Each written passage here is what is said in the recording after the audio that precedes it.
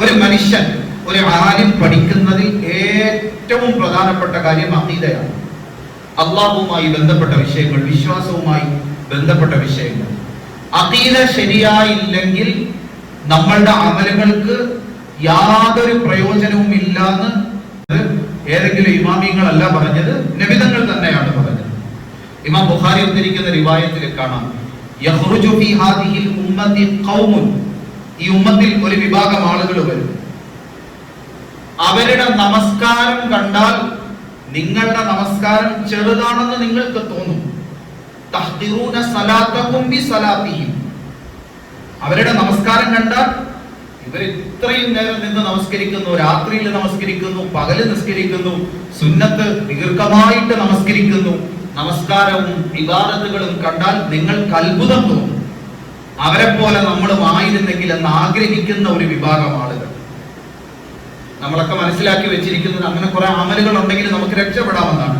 എന്നാൽ നമ്മളുടെ അമലിനേക്കാൾ അമലുള്ള ഒരു വിഭാഗം ഈ ഉമ്മത്തിൽ ഉണ്ടാകും. യഖ്റഊനൽ ഖുർആൻ, അവർ ഖുർആൻ ഓതും, ഖുർആനിനെ കുറിച്ച് പറയും, പഠിക്കും.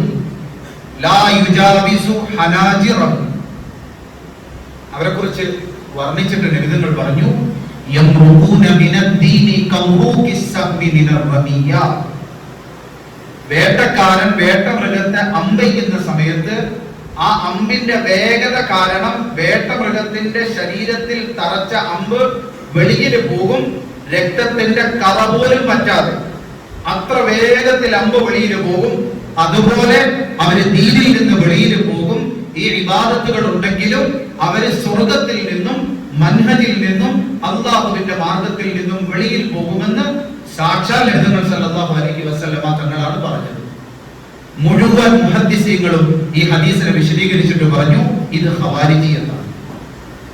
ഖവാരിജിയത്തും നമ്മളും തമ്മിലുള്ള വ്യത്യാസം എന്താണ്? അമലിന്റെ വിഷയത്തിൽ ഒരു തർക്കവുമില്ല ഖവാരിജിയത്തുമായി.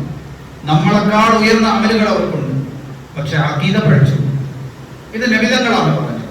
മാത്രമല്ല, ഇന്ന് നമ്മളൊക്കെ പണ്ട് മുതലേ കേട്ട് പഠിച്ച് പറയുന്ന ഹദീസ, ഇന്ന ബനി ഇസ്രാഈല തഫറഖത അലാ 72 മില്ല, ബനു ഇസ്രായേൽ 72 പിരിയും, എന്റെ ഉമ്മത്ത് 73 പിരിയും, എല്ലാവരും കുല്ലുഹും ഫിന്നാർ ഇല്ലാ മില്ലതൻ വാഹിദ, എല്ലാവരും നരകത്തിലായിരിക്കും, ഒരു വിഭാഗം മാത്രം രക്ഷപ്പെടും. സഹാബാക്കൾ നബിതങ്ങളോട് ചോദിച്ചു, മൻഹും യാ റസൂലല്ലാഹ്, സ്വർഗത്തിൽ പോകുന്നത് ആരാണ്? നീ ഈ തർക്കത്തിന്റെ മൊത്തം കാരണം നമ്മൾ അഖീദ പഠിക്കുമ്പോൾ പറയാൻ തുടങ്ങുമ്പോൾ നമ്മൾ ചോദിക്കുന്നത് നരകത്തിൽ പോകുന്നവരെ കുറിച്ചാണ്. അതാണ് ഈ പ്രശ്നം മൊത്തം. പക്ഷെ സഹാബാക്കൾക്ക് ഇബ്നു മസ്ഊദ് റളിയല്ലാഹു അൻഹു പറഞ്ഞതുപോലെ അബറഹ ഖുലൂബ, സഹാബാക്കൾ നബിതങ്ങളോട് ചോദിച്ചു, ആരാണ് നബിയെ സ്വർഗത്തിൽ പോകുന്നവർ?